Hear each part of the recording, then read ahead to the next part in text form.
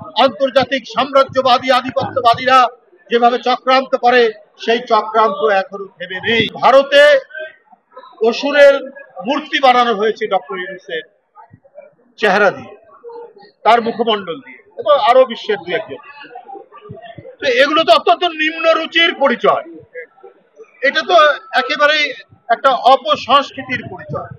ভারতে আমরা শুনেছি সঙ্গীত শিল্পকলার এত চর্চা হয়, সেই দেশ এত নিম্ন রুচির পরিচয় দেবে এটা আমরা কল্পনা করতে পারি।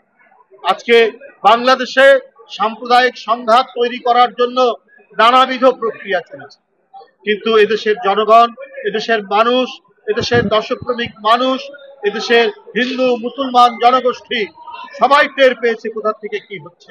তাই সবাই একত্রিত হয়ে এবারের হিন্দু ধর্মাবলম্বী মানুষদের দুর্গাপূজা হয়েছে অত্যন্ত সাড়ম্বরে, অত্যন্ত উৎসাহ উদ্দীপনার মধ্যে দিয়ে তাদের উৎসব পালন করেছে সকল ষড়যন্ত্রকে প্রতিহত করে।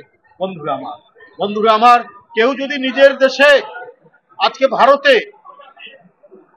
ভারতে যদি সেখানে মোদী সাহেব মধ্যযুগের অন্ধকার নামিয়ে নিয়ে আসেন, আমরা বাংলাদেশের মানুষ সেই অন্ধকার আমরা গ্রহণ করতে পারি না। এদেশের মানুষ কি হিন্দু কি মুসলমান, কি আলেম কি ওলামা, কি মসজিদের মুয়াজ্জিন, মসজিদের ইমাম, মাদ্রাসার ছাত্র, প্রত্যেকেই আপনার পূজা মণ্ডপ পাহারা দিয়েছে। এইটা হচ্ছে আমাদের ঐতিহ্য, এই সম্প্রীতির ঐতিহ্য।